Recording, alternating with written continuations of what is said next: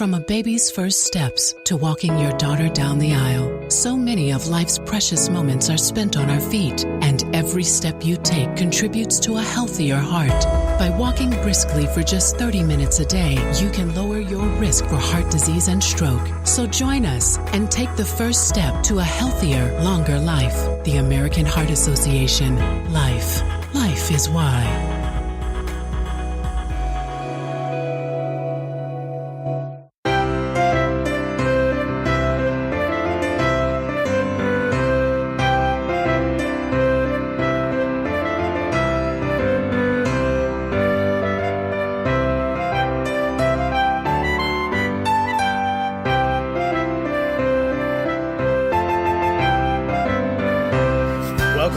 Deconstructing Dallas, Ryan Trimble, Shawn Williams, and Shawn, we are joined by the great Kim Peters today. Kim, thanks for letting us come by the Visiting Nurses Association, talking Meals on Wheels.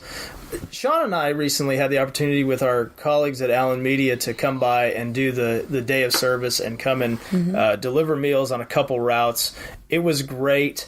Tell us about the holiday deliveries and your groups that come in. This is a fun time of the year for not only Meals on Wheels, for honestly just about any nonprofit. This is our showtime. This is a big time where the national focus is on giving. So we really take advantage of the opportunity to spread the knowledge and to spread the joy and how awesome it can be with volunteerism. And for us, it's just so easy in that this is something that really clicks, and it's really kind of something that I feel like is that can spread so easy because you have the ability to serve in the community that you live in or the community that you've grown up in. And this is kind of the platform that we've created with recruiting volunteers for our Thanksgiving delivery, our Christmas delivery, which is right on the heels of having, and also for our MLK delivery. We're 2 weeks out for our Christmas delivery, and this is another community-wide call and an opportunity for families to come together Christmas morning to deliver meals in their own neighborhood. I think it could be a factor for people who are looking for things to do in the area of service.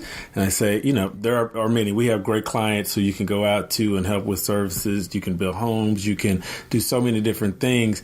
And some people might say, well, I'm just getting in the car, I'm driving around. But I think for me, when you touch people and you knock on the door and you talk to them and you see the faces of the people who are delivering meals, some people that you need to go into their house and set the meal right on the table, whatever it is, and people are so appreciative. And I think for people looking for a way to get involved and to serve their community, we've been coming back more and more, and our family will most likely be back during Christmas. It's something that anybody really can do. Something that anybody can do, and I love to hear you say it's something that you continue to want to do. There is something about meeting a stranger and knowing that you may have emotionally sustained them for 24 hours to the next person comes to visit. Just knowing that your smile and that brief 30 seconds that you are there to say hello and to deliver their meal is so impactful on their presence that you know that you've done something. You feel it. You feel it in your heart. You feel it in your soul. And please don't misunderstand. You'll definitely have those moments where you have hit reality, where you'll think future forward, and you may think of it as paying it forward. But if nothing else, you'll truly understand the human part of giving and knowing that someone on the other end is just so very thankful and so very grateful just to meet you and to see you. Yeah, we had a gentleman who, during this time of year, he makes greeting cards that he has right outside of his apartment, where when you come by, it's saying, thank you, I appreciate you, we love you. And it just shows how much this means to people who are in this position, which again, but for the grace of God, that could be any of us at any point in our lives. And Shawn, when I first met you, I'll never forget thinking, man, he is so serious. I hope this day kind of goes off in the way that makes him happy, I was just, man, the pressure was on to make this a true success. I wondered, for you, if you felt the same way that I did when I first delivered, and I'll never forget the day. I just remember feeling everything has to go according to schedule, which is typically how I my personality. And I was with the police department. You were definitely so everything had to go. So, yes. I remember when I delivered my first time going out, and this is a true story, not made up at all, and I may have shared it with you before. I was told that we were on call. So I was like, oh, okay, we're on call. So it's my turn to deliver. Oh, this is awesome. Pouring down, raining. All the things that are new to a job that you're trying to impress, you're trying to make sure that you're doing things correctly, and I had to stop to go deliver. So there's a certain part of me that was feeling a little bit anxious running out in the rain, not prepared in terms of the way that I was dressed. Anybody that knows me, I'm usually running around in heels. And so I ran out, took my meals, got to my first stop, jumped out the car, tripped, opened my trunk, took out the meals, walk up to the door, and no one answers. So I'm going back to the car like, oh, and then that angel that's on the good side of you says, you should probably call to see if they'll pick up. So I call, they weren't answering. And then as soon as I'm walking off, one foot just in the green light, a lady opens the door and she's in a walker. So I go to the door and I help her to take her meals in. And when I go in, true story, there are dolls that are up to the ceiling. And there's only a little walkway to make it with her that's as large as her little walker to get through. Panic stricken, I was like, just don't look at the dolls. They're not really looking at you, you know? So I go back to the back where to sit her food down, and she just makes sweet conversation. And I started to look at the things that she was hoarding, and it was just beautiful china. It was beautiful pictures of her sons who were in the war. And these things start to just kind of like take over your thought process. And remember, I'm walking in wet, feeling anxious. So much had gone wrong with trying to get out of the car and get in. I felt like I was taken out of myself, and everything that mattered really didn't matter at all anymore. And the first time that I told this story, I broke out in tears, and I get goosebumps now, but I think it was just because I know how I can be. Right. The big picture items are huge. You know, impressions are huge for me. Workflow is huge for me. So to make sure that this went off without a hitch and to get back and to be able to jump right back in was important to me. I just felt like I was taken out of my body. And I walked in, and I'm a fake bake. I like to buy expensive things to bake, and then I end up burning them because I talk too much. But I love a sifter. I love the sifter. I love the manual part of the sifter. I love the flour, and it goes through, and I really feel like I'm doing something.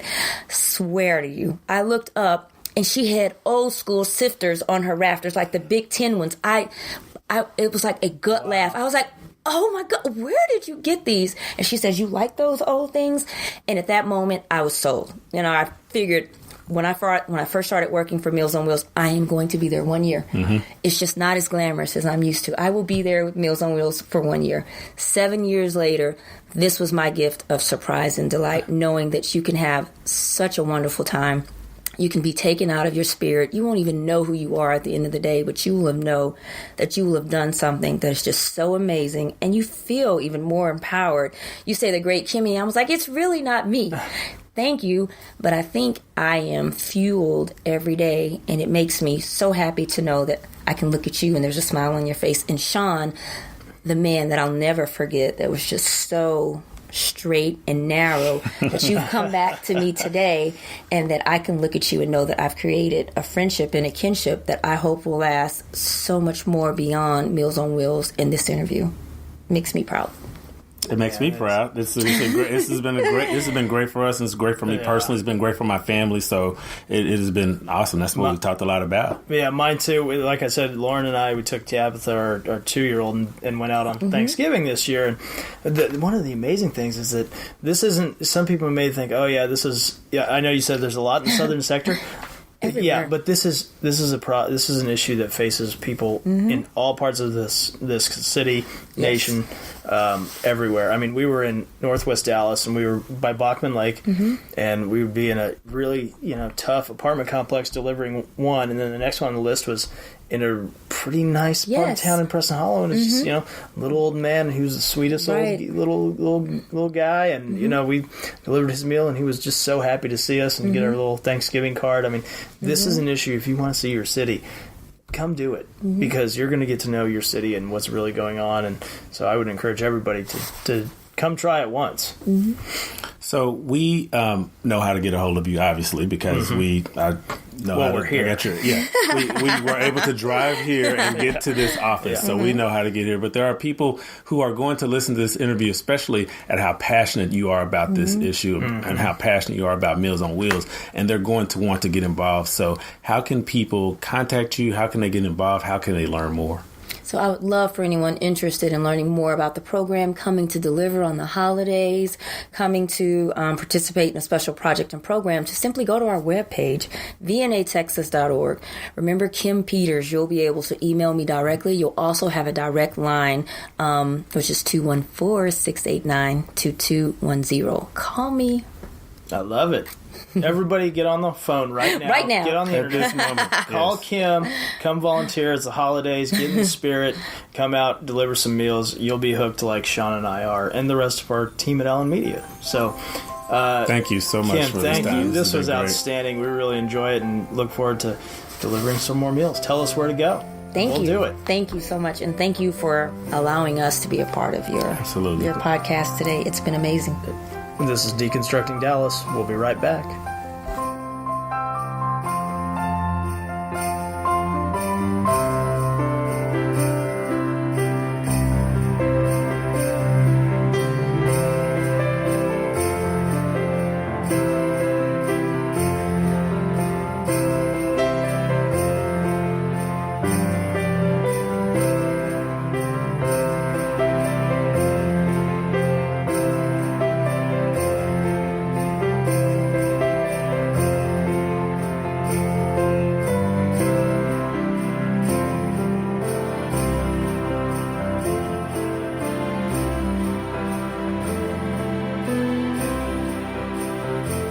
Welcome back, Deconstructing Dallas. Ryan Trimble, Shawn Williams. Shawn, man, that was outstanding.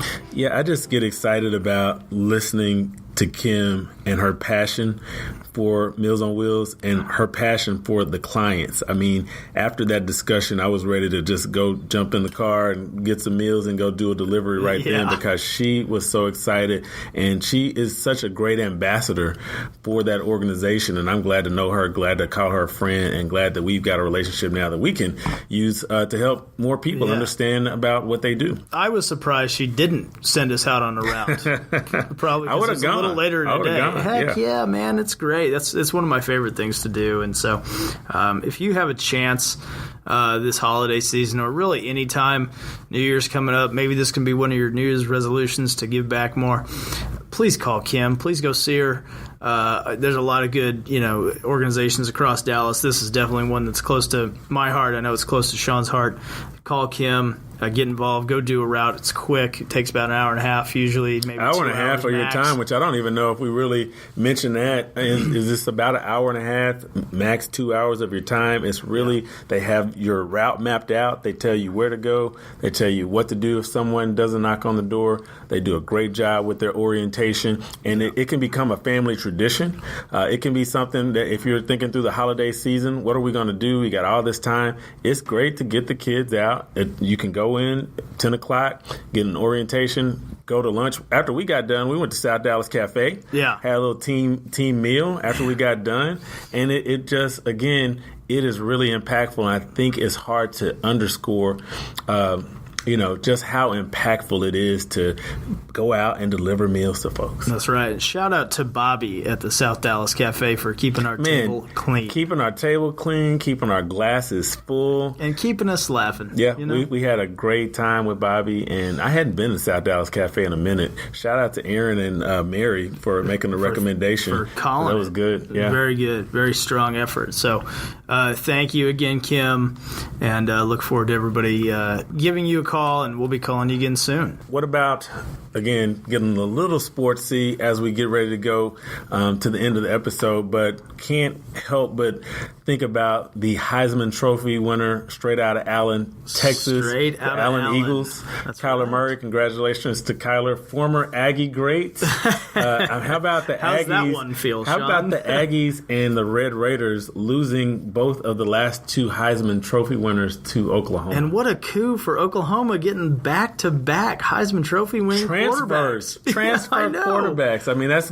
number one. That's great transfer recruiting, and number Amazing. 2, the head coaches that lost those quarterbacks are both no longer at the school they were coaching. Okay, well, let's back up on Mayfield for just a second. I don't know that they necessarily recruited him. It was like, hey, coach, the Big 12 freshman of the year is on campus. Go find him. I mean, I remember watching Baker Mayfield play as a freshman, thinking